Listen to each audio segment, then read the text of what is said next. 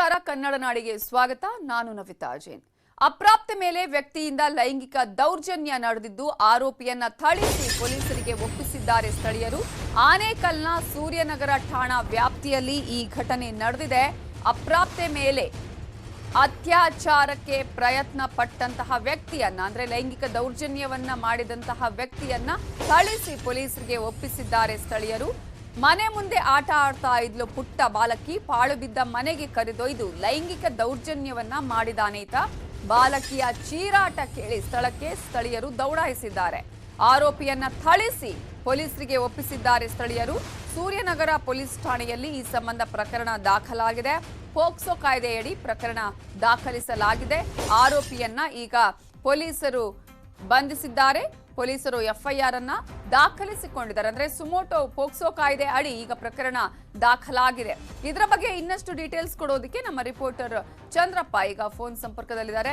ಚಂದ್ರಪ್ಪ, ಈಗ ಆರೋಪಿಯನ್ನ ಥಳಿಸಲಾಗಿದೆ ಒಂದ್ ಕಡೆ, ಆನಂತರ ಆತನನ್ನ ಕೂಡ ಈಗ ಅರೆಸ್ಟ್ ಮಾಡಲಾಗಿದೆಯಾ ಹೇಗೆ ಅಂತ ಹೇಳಿ, ಎಲ್ಲಿ ನಡೆದಿರೋದು, ಯಾವಾಗ ನಡೆದಿರುವಂತಹ ಘಟನೆ ಇದು? ನವಿತಾ, ಬೆಂಗಳೂರು ವರೆಯಲ್ಲಿ ಆನೇಕಲ್ ತಾಲೂಕಿನ ಸೂರ್ಯನಗರ ಪೊಲೀಸ್ ಠಾಣಾ ವ್ಯಾಪ್ತಿಯಲ್ಲಿ ಈ ಘಟನೆ 25ನೇ ತಾರೀಕು ಅಂದ್ರೆ ಕಳೆದ ಸೋಮವಾರ ನಡೆದಿರುವಂತಹ ಘಟನೆ. ಸಂಜೆ ಸುಮಾರು 6 ಗಂಟೆ ಸುಮಾರಿಗೆ ಈ ಮಗು ಮನೆಯ ಪಕ್ಕದಲ್ಲಿ ಆಟ ಆಡ್ತಾ ಇರ್ತದೆ. ಅಲ್ಲೇ ಸಮೀಪದಲ್ಲಿ ಆರೋಪಿ ಚಂದ್ರೇಗೌಡ ಅನ್ನುವಂಥವನು ಒಂದು ಪಕ್ಕದ ಸೈಟ್ ಅನ್ನೋದ ನಿವೇಶನವನ್ನ ಕ್ಲೀನ್ ಮಾಡ್ತಾ ಇರ್ತಾನೆ. ಮಕ್ಕಳು ಕೂಡ ಆಟ ಆಡ್ತಾ ಇದ್ದಂತ ತಾಯಿ ತಂದೆ ಕೂಡ ಮನೇಲಿ ಇರ್ತಾರೆ. ಆ ಸಂದರ್ಭದಲ್ಲಿ ಆ ಮಗುವನ್ನ ಪುಸಲಾಯಿಸಿ ಆ ಮಗುವಿಗೆ ಒಂದು ಬಾಲಕಿಗೆ ಒಂದು ಲೈಂಗಿಕ ದೌರ್ಜನ್ಯ ನಡೆಸಿರುವಂತದ್ದು. ಈ ಒಂದು ಘಟನೆಯನ್ನ ಸ್ಥಳೀಯರು ಗಮನಿಸಿ ತಂದೆ ತಾಯಿಗೆ ತಿಳಿಸಿದ ಜೊತೆಗೆ ಆತನಿಗೆ ಚೆನ್ನಾಗಿ ತಿಳಿಸಿ ಸೂರ್ಯನಗರ ಪೊಲೀಸರು ಒಪ್ಪಿಸಿದ್ದಾರೆ. ಸದ್ಯ ಆತನನ್ನ ವಶಕ್ಕೆ ಪಡೆದ ಪೊಲೀಸರು ಪ್ರಕರಣ ಕೂಡ ಪೋಕ್ಸೋ ಕಾಯ್ದೆಯಡಿ ಪ್ರಕರಣ ಕೂಡ ದಾಖಲು ಮಾಡಿದ್ದಾರೆ.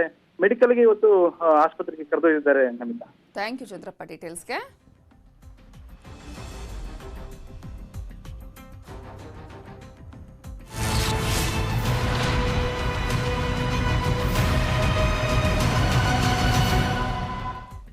ಮೈಸೂರು ಬಳಿಕ ಬೆಂಗಳೂರು ಹೊರವಲಯದಲ್ಲಿ ಕೀಚಕರು ದುಷ್ಕೃತ್ಯವನ್ನ ಮೆರೆದಿದ್ದಾರೆ. ನಿರ್ಜನ ಪ್ರದೇಶದಲ್ಲಿ ಕಾರಿನಲ್ಲಿದ್ದ ಯುವಕ ಯುವತಿಗೆ ಬೆದರಿಕೆ ಹಾಕಿ ಹಣಕ್ಕೆ ಬೇಡಿಕಿಟ್ಟಿದ್ದಾರೆ. ಬೆದರಿಕೆ ಹಾಕಿದ 5ರನ್ನ ಅನುಗೊಂಡನಹಳ್ಳಿ ಪೊಲೀಸರು ಬಂಧಿಸಿದ್ದಾರೆ. ಅಂದಹಾಗೆ ಯುವಕ ಯುವತಿ ಕಾರಲ್ಲಿ ನಿರ್ಜನ ಪ್ರದೇಶಕ್ಕೆ ಬಂದ ಸಂದರ್ಭದಲ್ಲಿ ಅಲ್ಲಿಗೆ ಬಂದ ಆರೋಪಿಗಳು ಇವರಿಬ್ಬರ ವಿಡಿಯೋವನ್ನ ತೆಗೆದು ಹಣಕ್ಕಾಗಿ ಬ್ಲಾಕ್ ಮೇಲ್ ಮಾಡಿದ್ದಾರೆ. ಅಂದ್ರೆ ಡಿಮ್ಯಾಂಡ್ ಇಟ್ಟಿದ್ದಾರೆ. 5 ಲಕ್ಷ ಕೊಡಬೇಕು, ವಿಡಿಯೋ ವೈರಲ್ ಮಾಡ್ತೀವಿ ಕೊಡ್ಲಿಲ್ಲ ಅಂತ ಹೇಳಿದ್ರೆ ಅಂತ ಹೇಳಿ ಬೆದರಿಕೆ ಹಾಕಿದ್ದಾರೆ. ಈ ವೇಳೆ ಅಲ್ಲಿಗೆ ಜನ ಬರ್ತಿದ್ದನ್ನ ಕಂಡು ಆರೋಪಿಗಳು ಅಲ್ಲಿಂದ ಪರಾರಿಯಾಗಿದ್ದಾರೆ. ತಕ್ಷಣವೇ ಯುವತಿ ಅನುಗೊಂಡನಹಳ್ಳಿ ಠಾಣೆಯಲ್ಲಿ ದೂರು ಕೊಟ್ಟಿದ್ದಾಳೆ. ದೂರು ಕೊಟ್ಟ ಕೂಡಲೇ ಕಾರ್ಯಪ್ರವೃತ್ತಗೊಂಡ ಪೊಲೀಸರು 5ರನ್ನ ಈಗಾಗಲೇ ಬಂಧಿಸಿದ್ದಾರೆ.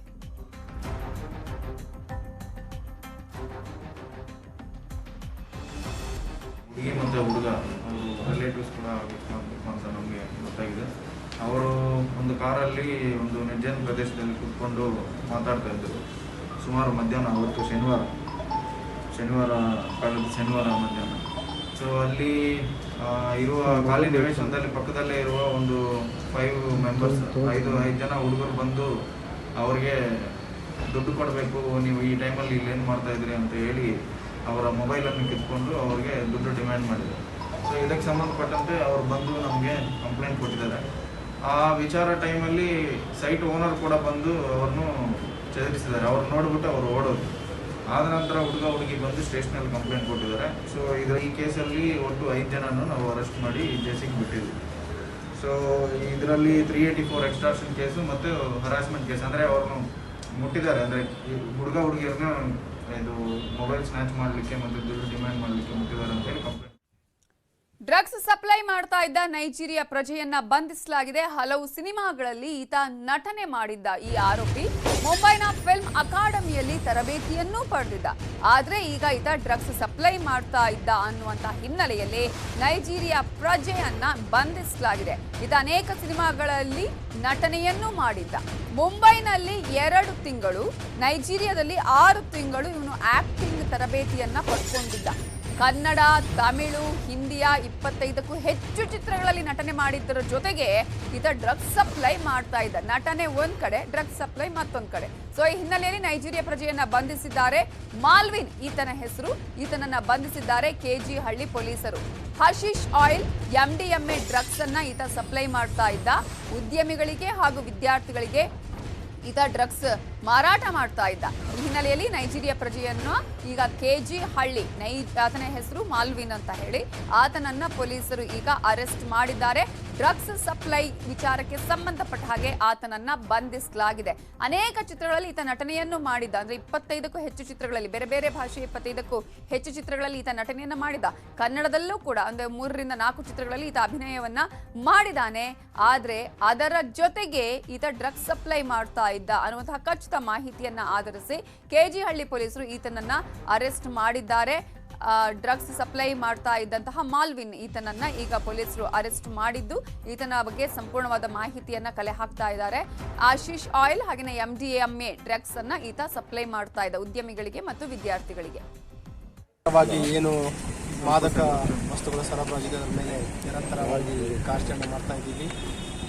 ಇದರ ಒಂದು ಮುಂದುವರೆದ ಕಾರ್ಯಾಚರಣೆಯಲ್ಲಿ ಕೆಜಿಹಳ್ಳಿ ಪೊಲೀಸ್ ಠಾಣೆ ಇನ್ಸ್ಪೆಕ್ಟರ್ ಸಂತೋಷ್ ಮತ್ತು ಅವರ ತಂಡ ಖಚಿತ ಮಾಹಿತಿ ಮೇರೆಗೆ ಒಬ್ಬ ನೈಜೀರಿಯನ್ ಪ್ರಜೆಯನ್ನು ಬಂಧಿಸುವಲ್ಲಿ ಯಶಸ್ವಿಯಾಗಿದ್ದಾರೆ. ಈ ಪ್ರಜೆ HBR ಲೇಔಟ್ನ BDA ಕಾಂಪ್ಲೆಕ್ಸ್ ಹತ್ರ ಅನುಮಾನಾಸ್ಪದವಾಗಿ ಮಾದಕ ವಸ್ತುವನ್ನು ಅವನ ವಶದಲ್ಲಿಟ್ಟುಕೊಂಡು ಸರಬರಾಜು ಮಾಡ್ತಾ ಇದ್ದ. ಅವನನ್ನು ವಶಕ್ಕೆ ಪಡಿಸ್ಕೊಂಡು ವಿಚಾರಣೆ ಒಳಪಡಿಸಿದಾಗ ಅವನ ಹತ್ರ MDMA ಕ್ರಿಸ್ಟಲ್ ಮತ್ತು ಆ್ಯಶ್ ಆಯಿಲ್ ಸಿಕ್ಕಿದೆ. ಸುಮಾರು 10 ಲಕ್ಷ ಬೆಲೆ ಬಾಳುವಷ್ಟು. ಇವನ ಒಂದು ಹಿನ್ನೆಲೆಯನ್ನು ನಾವು ಪರಿಶೀಲನೆ ಮಾಡಿ ನೋಡಿದಾಗ ಇವನು ಮೂಲತಃ ನೈಜೀರಿಯನ್ ಪ್ರಜೆಯಾಗಿದ್ದು ಇಲ್ಲಿ ಆರಂಭದಲ್ಲಿ ಬಾಂಬೆ ಬಂದು ಅಲ್ಲಿಂದ ಬೆಂಗಳೂರಿಗೆ ಇಲ್ಲಿ ಬಂದಿದ್ದಾನೆ. ಇಲ್ಲಿ ಕಳೆದ ಸುಮಾರು ವರ್ಷಗಳಿಂದ ನೆಲೆಸ್ತಾ ಇದ್ದು ವೃತ್ತಿಯಲ್ಲಿ ನಟನೆಯ ಒಂದು ಕೋಚಿಂಗನ್ನು ಪಡ್ಕೊಂಡಿದ್ದಾನೆ. ಬಾಂಬೆಯಲ್ಲಿ ಮತ್ತು ನೈಜೀರಿಯಾದಲ್ಲೂ ಕೂಡ ಅವನು ನಟನೆಯ ಬಗ್ಗೆ ಒಂದು ತರಬೇತಿಯನ್ನು ಪಡೆದಿದ್ದಾನೆ. ಕನ್ನಡ, ತಮಿಳು, ಮಲಯಾಳ ಮತ್ತು ಹಿಂದಿ ಭಾಷೆಯಲ್ಲಿ ಅವನು ಸಹ ನಟನಾಗಿ. ಇದರ ಬಗ್ಗೆ ಇನ್ನಷ್ಟು ಡೀಟೇಲ್ಸ್ ಕೊಡೋದಕ್ಕೆ ನಮ್ಮ ರಿಪೋರ್ಟರ್ ಗಂಗಾಧರ್ ವಾಗಟ ಈಗ ನೇರ ಸಂಪರ್ಕದಲ್ಲಿದ್ದಾರೆ. ಗಂಗಾಧರ್, ಕೇವಲ ನಟನೆ ಮಾತ್ರ ಅಲ್ಲ, ಡ್ರಗ್ಸ್ ಸಪ್ಲೈ ಕೂಡ ಈತನ ಒಂದು ಆಕ್ಟಿಂಗ್ ಜೊತೆಗೆ ಇದು ಕೂಡ ಇತ್ತು ಅಂತ ಅನ್ಸುತ್ತೆ. ಅದೇ ಕಾರಣಕ್ಕಾಗಿ ಈತ ಅರೆಸ್ಟ್ ಆಗಿದ್ದಾನೆ. ಈಗ ಈತನ ಹಿನ್ನೆಲೆ ಹಾಗೇನೆ ಎಷ್ಟು ವರ್ಷಗಳಿಂದ ಈತ ಇಂತಹ ಒಂದು ಕೆಲಸವನ್ನ ಮಾಡ್ಕೊಂಡು ಬರ್ತಿದ್ದ?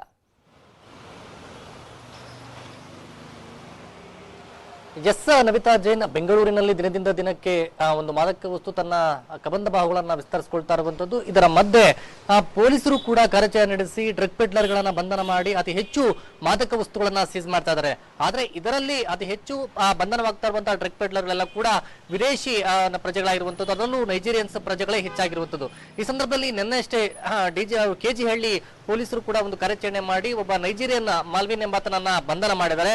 ಆದ್ರೆ ಬಂಧನ ಮಾಡಿದಂತಹ ಬಳಿಕ ಆತನ ಹಿನ್ನೆಲೆ ಕೇಳಿಯೇ ಪೊಲೀಸರು ಶಾಕ್ ಆಗಿರುವಂತದ್ದು. ಯಾಕಂದ್ರೆ ಈ ಮಾಲ್ವಿನ್ ಏನಿದ್ದಾನೆ ಈತ ನಾಲಿವುಡ್ ಅಂತ ಅಂದ್ರೆ ನೈಜೀರಿಯನ್ ಒಂದು ಆ ಜಾಗದಲ್ಲಿ ಆ ಒಂದು ಪ್ರದೇಶದಲ್ಲಿ ಆತ ಸುಮಾರು ಒಂದು 6 ತಿಂಗಳ ಕಾಲ ಈ ಒಂದು ನಟನ ಒಂದು ತರಬೇತಿಯನ್ನ ಪಡ್ಕೊಂಡಿರ್ತಾನೆ.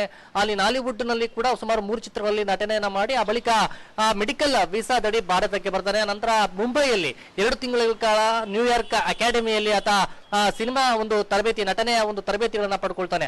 ಆ ಬಳಿಕ ಬೆಂಗಳೂರಿಗೆ ಬಂದು ಬೆಂಗಳೂರಿನಲ್ಲಿ ಕೂಡ ಸುಮಾರು ಅಂದ್ರೆ ತಮಿಳ್ ಆಗಿರ್ಬೋದು, ಹಿಂದಿ ಆಗಿರ್ಬೋದು, ಮತ್ತೆ ಕನ್ನಡ ಎಲ್ಲ ಒಂದು ಚಿತ್ರಗಳಲ್ಲಿ ಸುಮಾರು 20ಕ್ಕೂ ಹೆಚ್ಚು ಚಲನಚಿತ್ರಗಳಲ್ಲಿ ನಟನೆ ಮಾಡಿದಾನೆ. ಅದರ ಪ್ರಮುಖವಾಗಿ ಎಲ್ಲರ ಸ್ಟಾರ್ ನಟರ ಜೊತೆ ತಮಿಳಲ್ಲಿ ಸೂರ್ಯ ಆಗಿರ್ಬೋದು, ಮತ್ತೆ ಪುನೀತ್ ರಾಜ್ಕುಮಾರ್ ಆಗಿರ್ಬೋದು, ಮತ್ತೆ ಇವರೆಲ್ಲರೂ ಕೂಡ ಕಮಲ್ ಹಾಸನ್ ಜೊತೆ ಆಗಿರ್ಬೋದು, ಎಲ್ಲ ಒಂದು ಚಿತ್ರಗಳಲ್ಲಿ ನಟನೆ ಮಾಡಿರುವಂತದ್ದು, ಸಹ ನಟನಾಗಿ ಕೆಲಸ ಮಾಡಿರುವಂತದ್ದು. ಆದ್ರೆ ಅತಿ ಹೆಚ್ಚು ಹಣ ಸಂಪಾದನೆಗೋಸ್ಕರ ಈ ಒಂದು ಮಾರ್ಗವನ್ನ ಹಿಡಿದಿದ್ದಾಗಿ, ಜೊತೆಗೆ ತನ್ನ ಸ್ನೇಹಿತರೆಲ್ಲ ಕೂಡ ಈ ಡ್ರಗ್ ಪೆಡ್ಲಿಂಗ್ ಅಲ್ಲಿ ಇದಕ್ಕೋಸ್ಕರ ಆಶೀಶ್ ಆಯಿಲ್ ಮತ್ತೆ MDMA ಟ್ಯಾಬ್ಲೆಟ್ಸ್ ಗಳನ್ನ ತಂದು ಸಪ್ಲೈಯನ್ನ ಮಾಡ್ತಾ ಇರೋ ಬಗ್ಗೆ ಕೂಡ ಆತ ಬಾಯ್ ಬಿಟ್ಟಿರುವಂತದ್ದು. ಸದ್ಯ ಆತನೀಗ ಬಂಧನ ಮಾಡಿ ಹೆಚ್ಚಿನ ವಿಚಾರಣೆಯನ್ನು ಕೂಡ ಮಾಡ್ತಾ ಇರುವಂತದ್ದು. ಯಾಕಂದ್ರೆ ಸುಮಾರು 20ಕ್ಕೂ ಹೆಚ್ಚು ಸಿನಿಮಾಗಳಲ್ಲಿ ಮಾಡಿದ್ರು ಕೂಡ ಅತಿ ಹೆಚ್ಚು ಸಂಪಾದನೆ ಆಗಲಿಲ್ಲ. ಆದ್ರೆ ಆ ನಟನೆ ಜೊತೆಗೆ ಈ ಒಂದು ಡ್ರಗ್ ಪೆಡ್ಲಿಂಗ್ ಮಾಡ್ತಾನಲ್ಲಿ ಅತಿ ಹೆಚ್ಚು ಹಣ ಸಂಪಾದನೆ, ಲಕ್ಷಾಂತರ ರೂಪಾಯಿ ಹಣ ಸಂಪಾದನೆ ಆಗ್ತಾ ಇತ್ತು. ಹೀಗಾಗಿ ಇದೇ ಮಾರ್ಗವನ್ನ ನಾನು ಕಂಟಿನ್ಯೂ ಮಾಡಬೇಕಾಯಿತು ಅನ್ನೋ ನಿಟ್ಟಿನಲ್ಲಿ ಪೊಲೀಸರ ವಿಚಾರಣೆ ಮೇಲೆ ಬಾಯ್ ಬಿಟ್ಟಿರುವಂತದ್ದು. ಸದ್ಯ ಆತನನ್ನ ಕಸ್ಟಡಿಗೆ ತೆಗೆದುಕೊಂಡು ವಿಚಾರಣೆ ಮಾಡ್ತಾ ಇದ್ದಾರೆ. ಅದಲ್ಲದೆ ಈತನ ಸಂಪರ್ಕದಲ್ಲಿ ಯಾರ್ಯಾರಿದ್ರು ಅನ್ನೋದ್ರ ಬಗ್ಗೆ, ಆ ಜೊತೆ ಆತನಿಂದ ಯಾರ್ಯಾರು ಖರೀದಿ ಮಾಡ್ತಾ ಇದ್ರು,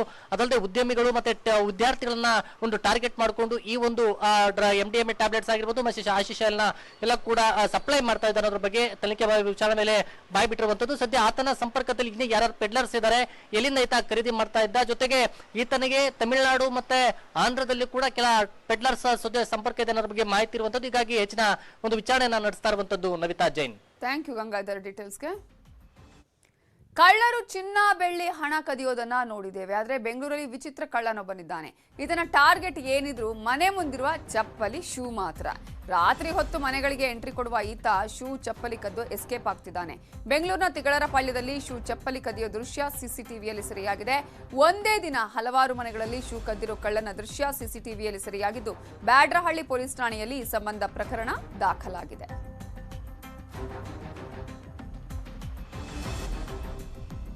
ನಾವು ಇಷ್ಟು ದಿನ ಮನೆಯಲ್ಲಿದ್ದಂತಹ ಗೋಲ್ಡೋ, ಹಣನೋ ಏನಾದರೂ ಕದೀತಾರೆ ಇವರು ಅಂತ ಅನ್ಕೊಳ್ತಾ ಇದ್ವಿ. ಸೇಫ್ ಆಗಿಡೋದಕ್ಕೆ ಪ್ರಯತ್ನ ಪಡ್ತಾ ಇದ್ವಿ. ಚಪ್ಪಲಿ ಬಗ್ಗೆ ಯಾರು ಯೋಚನೆ ಮಾಡಿರಲ್ಲ. ಆದ್ರೆ ಈ ಕಳ್ಳ ನೋಡಿ, ಚಪ್ಪಲಿ, ಶೂ ಅನ್ನ ಕದೀತಾನೆ. ಅದೇ ಅವನ ಕಾಯಕಾಗಿದೆ.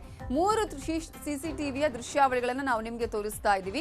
ಬೇರೆ ಬೇರೆ ಮನೆಗಳಲ್ಲಿ ಒಂದೇ ದಿನ ಆಲ್ಮೋಸ್ಟ್ ಇದೆಲ್ಲವೂ ಕೂಡ ಆತ ಶೂ ಮತ್ತು ಚಪ್ಪಲಿಗಳನ್ನ ಕದಿಯೋದು, ಚಪ್ಪಲಿ ಕದಿಯುವಂತಹ ದೃಶ್ಯ ಆಲ್ರೆಡಿ ಸಿಸಿಟಿವಿಯಲ್ಲಿ ಸರಿಯಾಗಿದ್ದು, ಮನೆ ಮತ್ತು ಅಪಾರ್ಟ್ಮೆಂಟ್ ಅಲ್ಲಿ ಇಟ್ಟಿರುವಂತಹ ಶೂ, ಚಪ್ಪಲಿಗಳನ್ನೇ ಕದಿಯೋದೇ ಈತ ಕಾಯಕನಾಗಿ ಮಾಡ್ಕೊಂಡಿದ್ದಾನೆ. ಪ್ರತಿ ಒಂದು ಮನೆಯಲ್ಲೂ ಈತ ಯಾವ ರೀತಿಯಾಗಿ ಶೂ ಮತ್ತು ಚಪ್ಪಲಿಗಳನ್ನ ಕದಿತಾ ಇದ್ದಾನೆ ಅನ್ನೋದನ್ನ ನೀವು ಗಮನಿಸಬಹುದು. ಬೇರೆ ಬೇರೆ ಮನೆ ಇದು, ಬೇರೆ ಬೇರೆ ಮನೆಯಲ್ಲಿ ಒಂದೇ ದಿನ ಈತ ಮಾಡಿರುವಂತಹ ಕೆಲಸ ಇದು. ಕೆಲವೊಂದಷ್ಟು ಕಯಾಲಿಗಳನ್ನ ನಾವು ನೋಡಿದೀವಿ. ಬೇರೆ ಬೇರೆಯವರು ಯಾವ ರೀತಿಯಾದಂತಹ ಕಳ್ಳತನ ಮಾಡ್ತಾರೆ, ಅತ್ಯಂತ ದೊಡ್ಡ ದೊಡ್ಡ ಕಳ್ಳತನ ಆಗಿರೋದನ್ನ ನಾವು ನೋಡ್ತಾ ಇದೀವಿ. ಆದ್ರೆ ಈ ಒಂದು ಕಳ್ಳತನ ಒಂಥರ ವಿಚಿತ್ರ ಆಗಿದೆ. ಈತ ಯಾವ ರೀತಿಯಾಗಿ ಈ ಒಂದು ಶೂ ಮತ್ತು ಚಪ್ಪಲಿಗಳನ್ನ ಕದ್ದು ಆ ನಂತರ ಏನೇನ್ ಮಾಡ್ತಾ ಇದ್ದ, ಹೀಗೆ ಅನೇಕ ಇದರ ಬಗ್ಗೆ ಈಗ ವಿಚಾರಣೆಯನ್ನ ನಡೆಸ್ತಾ ಇದ್ದಾರೆ. ಇದರ ಬಗ್ಗೆ ಇನ್ನಷ್ಟು ಡೀಟೇಲ್ಸ್ ಕೊಡೋದಕ್ಕೆ ನಮ್ಮ ರಿಪೋರ್ಟರ್ ಮಂಜುನಾಥ್ ಚಂದ್ರ ಈಗ ಫೋನ್ ಸಂಪರ್ಕದಲ್ಲಿದ್ದಾರೆ. ಮಂಜುನಾಥ್, ನಾವು ಬೇರೆ ಬೇರೆ ರೀತಿಯಾದಂತಹ ಕಳ್ಳರನ್ನ ನೋಡಿದ್ದೀವಿ, ಆದ್ರೆ ಶೂ ಕಳ್ಳರು, ಚಪ್ಪಲಿ ಕಳ್ಳರು ಕೂಡ ಇದ್ದಾರಾ ಅಂತ? ಖಂಡಿತವಲ್ಲ ನೈತಾ, ಏನಂತ ಹೇಳಿದ್ರೆ HSR ಲೇಔಟ್ ಬಳಿ ಇರ್ತಕ್ಕಂಥ ಒಂದು ಏರಿಯಾದಲ್ಲೂ ಕೂಡ ಇದೇ ರೀತಿಯಾಗಿ ನಡೆದಿತ್ತು. ಜೊತೆಗೆ ಅಲ್ಲೂ ಕೂಡ ಇದೇ ರೀತಿ ಒಂದು ಆಪರೇಟರ್ ನ ಮಾಡಿ ಕಲಾಸಿಪಾಳ್ಯ ಹಾಗೂ ಇತರ ಏರಿಯಾಗಳಲ್ಲಿ ಸಂಡೆ ಬಸ್ಗಳಲ್ಲಿ ಮಾರಾಟ ಮಾಡ್ತಿದ್ರು. ಇಲ್ಲೂ ಕೂಡ ಬ್ಯಾಡ್ರಹಳ್ಳಿ ಹಾಗೂ ಇತರ ಸಮೀಪ ದೊಡ್ಡ ದೊಡ್ಡ ಅಪಾರ್ಟ್ಮೆಂಟ್ ಗಳನ್ನ ಟಾರ್ಗೆಟ್ ಮಾಡಿ ಸೆಕ್ಯೂರಿಟಿ ಎಲ್ಲೆಲ್ಲಿ ಕಡಿಮೆ ಇದಾರೋ, ಮತ್ತೆ ರಾತ್ರಿ 7 ಗಂಟೆ 8 ಗಂಟೆಗೆ ಅಪಾರ್ಟ್ಮೆಂಟ್ ಒಳಗಡೆ ಹೋಗ್ತಾರೆ, ಏನೋ ಡೆಲಿವರಿ ಮಾಡೋ ರೀತಿಯಲ್ಲಿ ಹೋಗಿ ಅಲ್ಲಿನ ಶೂಗಳನ್ನ ಕದ್ಕೊಂಡ್ ಬರ್ತಾರೆ. ಎಲ್ಲ ಬ್ರಾಂಡೆಡ್ ಶೂಗಳನ್ನ ಕದ್ಕೊಂಡ್ ಬಂದು ಸಂಡೆ ಬಜಾರ್ ಹಾಗೂ ಕಲಾಸಿಪಾಳ್ಯ ಏನ್ ರಸ್ತೆ ಬದಿಯಲ್ಲಿ ಕೂತ್ಕೊಂಡ್ರೆ ಅವ್ರಿಗೆ ಸೆಕೆಂಡ್ಸ್ ಅಲ್ಲಿ ಕೂಡ ಮಾರ್ತಾ ಇರ್ತಕ್ಕಂಥದ್ದು. ಜೊತೆಗೆ ಈ ನಮ್ಮ ಜನರು ಕೂಡ ಅದೇ ರೀತಿ ಹೊಸ ಶೂಗಳನ್ನ ತಗೊಂಡು ಪರ್ಚೇಸ್ ಮಾಡ್ತಾರೆ. ಯಾಕಂದ್ರೆ ಬ್ರಾಂಡೆಡ್ ಅಂಗಡಿಯಲ್ಲಾದ್ರೆ 1000, 1500 ಆದ್ರೆ ಇಲ್ಲಾದ್ರೆ 200-300 ರೂಪಾಯಿಗೆ ಸಿಗುತ್ತೆ ಅನ್ನೋ ರೀತಿಯಲ್ಲಿ. ಆದ್ರೆ ಈತ ಏನಕ್ಕೆ ಆ ರೀತಿ ಕಳ್ತನ ಮಾಡ್ತೇನೆ ಅಂತಂದ್ರೆ, ಈತನಿಗೆ ಒಂದು ಅಂಗಡಿಯವರು ಕೂಡ ಪರಿಚಯ ಆಗ್ತಾರೆ. ಬ್ರಾಂಡೆಡ್ ಶೂಗಳನ್ನ ಕೊಟ್ರೆ ನಾನು ನಿಮ್ಗೆ ಕಡಿಮೆ ಬೆಲೆಯಲ್ಲಿ ತಗೊಂಡು ಅದನ್ನ ಮತ್ತೆ ನಾನು ಪಬ್ಲಿಕ್ ಗೆ ಮಾರ್ತೀನಿ ಅನ್ನೋ ರೀತಿಯಲ್ಲಿ ಪರಿಚಯ ಆಗಿದೆ ಅಂತ ಕೂಡ ಮಾಹಿತಿ ಲಭ್ಯ ಆಗಿದೆ. ಸದ್ಯಕ್ಕೆ ಬ್ಯಾಡ್ರಹಳ್ಳಿ ಪೊಲೀಸರು ಈತನನ್ನ ವಶಕ್ಕೆ ಪಡೆದು ಸಾಕಷ್ಟು ಶೂಗಳನ್ನು ಕೂಡ ರಿಕವರಿ ಮಾಡಿದ್ದಾರೆ. ಆಯ್ತಾ, ಓಕೆ, ಥ್ಯಾಂಕ್ ಯು ಮಂಜುನಾಥ್ ಡೀಟೇಲ್ಸ್ಗೆ. ಜೆಡಿಎಸ್ ಎಂಎಲ್ಸಿ ವಿರುದ್ಧ ಸಚಿವ ನಾರಾಯಣಗೌಡ ಸಿಟ್ಟನ್ನ ಹೊರಹಾಕಿದ್ದಾರೆ. ಕಾರ್ಯಕ್ರಮ ಒಂದರಲ್ಲೇ ಸಚಿವರು ತಮ್ಮ ಸಿಟ್ಟನ್ನ ಪ್ರದರ್ಶಿಸಿದ್ದಾರೆ. ಮಂಡ್ಯ ಜಿಲ್ಲೆ ಪಾಂಡವಪುರ ತಾಲೂಕಿನ ಸಣಬ ಗ್ರಾಮದಲ್ಲಿ ಈ ಘಟನೆ ನಡೆದಿದೆ. ಮಂಡ್ಯ ಜಿಲ್ಲೆಗೆ ಎಚ್ಡಿಕೆ 8,000 ಕೋಟಿ ಅನುದಾನ ಕೊಟ್ಟಿದ್ರು. ಭಾಷಣದ ವೇಳೆ ಜೆಡಿಎಸ್ ಮುಖಂಡ ಅಪ್ಪಾಜಿಗೌಡ ಪ್ರಸ್ತಾಪವನ್ನ ಮಾಡ್ತಾರೆ. ಅಪ್ಪಾಜಿಗೌಡ ವಿರುದ್ಧ ಆ ಸಂದರ್ಭದಲ್ಲಿ ಸಿಟ್ಟಾಗ್ತಾರೆ ಸಚಿವ ನಾರಾಯಣಗೌಡ. ಮಂಡ್ಯ ಜಿಲ್ಲೆಗೆ ಎಚ್ಡಿಕೆ 8,000 ಕೋಟಿ ಕೊಟ್ಟಿಲ್ಲ, ಮಗನ ಚುನಾವಣೆ ವೇಳೆ ಹೇಳ್ಕೊಂಡು ಬಂದಿದ್ದಷ್ಟೇ, ಅನುದಾನ ಕೊಟ್ಟಿದ್ದು ನಮ್ಮ ಸರ್ಕಾರ ಅಂತ ಹೇಳಿ ಆ ಸಂದರ್ಭದಲ್ಲಿ ನಾರಾಯಣಗೌಡ ಅವರು ಹೇಳ್ತಾರೆ.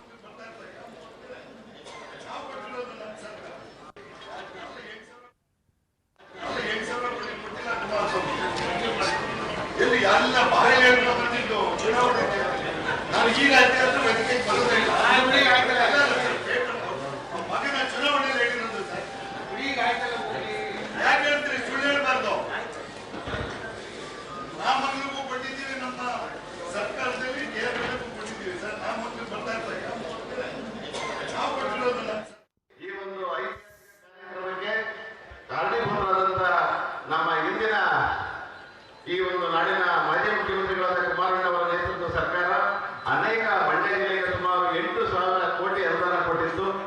ಈಗ ಆ ಅನುದಾನದಲ್ಲಿ ಕೆಲವು ಬಿಡುಗಡೆ ಆಗ್ತಾ ಇದೆ. ಈ ಒಂದು ಅನುದಾನ ಬಿಡುಗಡೆಯಾಗಿ ಇದು ಸಾಕಾರ ಆಗ್ತಾ ಇದೆ.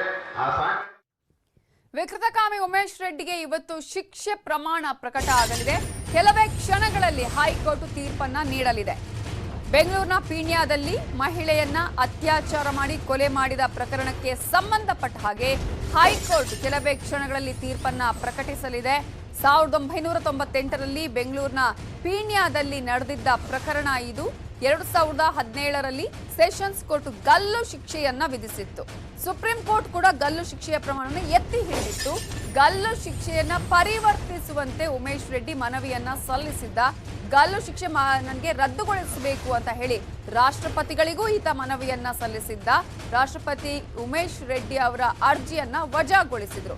ಸುಪ್ರೀಂ ಕೋರ್ಟ್ ಅರ್ಜಿಯನ್ನ ಹೈಕೋರ್ಟ್ಗೆ ವರ್ಗಾಯಿಸಿತ್ತು. ಸೊ ಈ ಪ್ರಕರಣಕ್ಕೆ ಸಂಬಂಧಪಟ್ಟ ಹಾಗೆ ಇವತ್ತು ಶಿಕ್ಷೆಯ ಪ್ರಮಾಣ ಪ್ರಕಟವಾಗಲಿದೆ.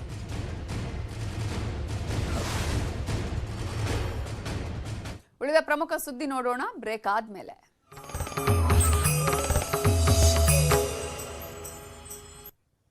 ಹಾರ್ಪಿಕ್ ನ್ಯೂಸ್ 18 ಮಿಷನ್ ಪಾನಿ ಅಭಿಯಾನದಲ್ಲಿ ನಾವಿವತ್ತು ಪುಣೆಯ ರಾಮ್ ಮಾಲಿ ಅವರ ಸಾಧನೆಯ ಬಗ್ಗೆ ನೋಡೋಣ. ರಾಮ್ ಮಾಲಿ ಸರ್ಕಾರಿ ನೌಕರಿಯ ಆಕಾಂಕ್ಷಿಯಾಗಿದ್ರು. ಆದರೆ ಬಡತನದಿಂದ ಅವರು ಪೌರ ಕಾರ್ಮಿಕನಾಗಿ ಕೆಲಸ ಮಾಡಿದ್ರು. ಬಳಿಕ ರಾಮ್ ಮಾಲಿ HWTCಯ ಹಾರ್ಪಿಕ್ ವರ್ಲ್ಡ್ ಟಾಯ್ಲೆಟ್ ಕಾಲೇಜಿನಲ್ಲಿ ತರಬೇತಿ ಪಡೆದು ಈಗ ಚರಂಡಿಗಳ ಶುಚಿಗೊಳಿಸುವಿಕೆಯಲ್ಲಿ ಆಧುನಿಕ ತಂತ್ರಜ್ಞಾನ ಮತ್ತು ಯಂತ್ರೋಪಕರಣಗಳ ಬಳಕೆ ಬಗ್ಗೆ ತಿಳ್ಕೊಂಡಿದ್ದಾರೆ. ಇವತ್ತು ರಾಮ್ ಪುಣೆಯಲ್ಲಿ ಸ್ವಚ್ಛತಾ ಮಿತ್ರದ ಪ್ರಧಾನ ಕಾರ್ಯದರ್ಶಿಯಾಗಿದ್ದಾರೆ. ಜೊತೆಗೆ ಸರ್ಕಾರಿ ಕೆಲಸಕ್ಕಾಗಿ ಸ್ಪರ್ಧಾತ್ಮಕ ಪರೀಕ್ಷೆಗಳನ್ನು ಬರೆಯೋದಿಕ್ಕೂ ತಯಾರಿ ಮಾಡ್ತಾ ಇದ್ದಾರೆ.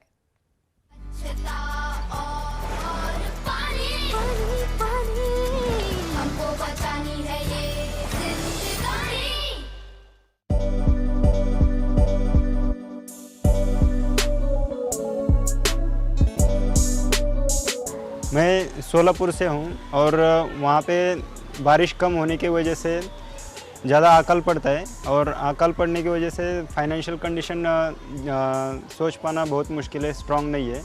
और इसके लिए मैं पूना सिटी में काम के लिए आया था। एज ए सैनिटाइजेशन वर्कर काम शुरू किया। ट्रेनिंग लेने के पहले काम ढूंढने के लिए हमें नाके पे खड़ा रहना पड़ता था और नाके पे खड़े रहने के बाद में काम ढूंढना पड़ता, काम मिलेगा कि नहीं इसकी गारंटी नहीं थी। लेकिन जैसे ही हमने वर्ल्ड टॉयलेट के बारे में पता चला, उसके बाद में हम ट्रेनिंग लेने के बाद में एक प्रोफेशनली एज काम करने लगे।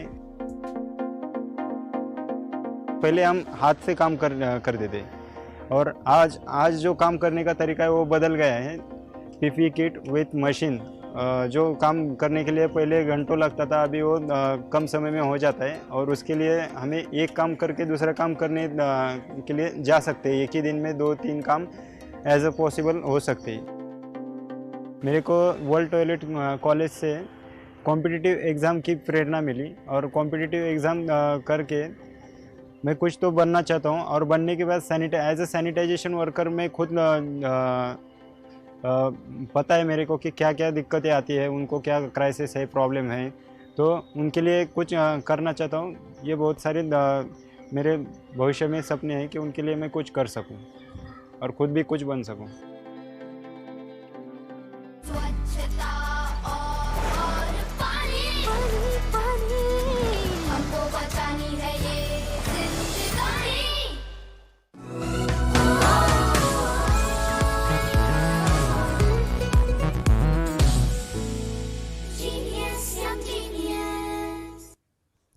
ಕಳೆದ ವರ್ಷ ನ್ಯೂಸ್ 18 ಹಾಗೂ ಬೈಜೂಸ್ ಸೇರಿ ಯಂಗ್ ಜೀನಿಯಸ್ ಅನ್ನುವ ವಿಶೇಷ ಅಭಿಯಾನ ಮಾಡಿತ್ತು.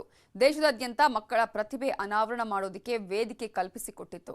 ಕಲೆ, ಸಾಹಿತ್ಯ, ವಿಜ್ಞಾನ, ಸಂಗೀತ, ಕ್ರೀಡೆ ಹೀಗೆ ನಾನಾ ಕ್ಷೇತ್ರಗಳ ಸಾಧಕ ಮಕ್ಕಳನ್ನ ಅಭಿಯಾನದಲ್ಲಿ ಗುರುತಿಸಿ ದೇಶಕ್ಕೆ ಪರಿಚಯ ಮಾಡಿಕೊಟ್ಟಿತ್ತು. ಈಗ ಶೀಘ್ರದಲ್ಲೇ ಯಂಗ್ ಜೀನಿಯಸ್ ಸೀಸನ್ 2 ನಿಮ್ಮ ಮುಂದೆ ಬರ್ತಿದ್ದು, ನಿಮ್ಮ ಮಕ್ಕಳಲ್ಲೂ ವಿಶೇಷ ಪ್ರತಿಭೆ ಹೊಂದಿದ್ರೆ ಈಗಲೇ news18.com/younggenius ಅಥವಾ ಬೈಜೂಸ್ ಆಪ್ ಡೌನ್ಲೋಡ್ ಮಾಡಿ ರಿಜಿಸ್ಟರ್ ಮಾಡಿಸಿ.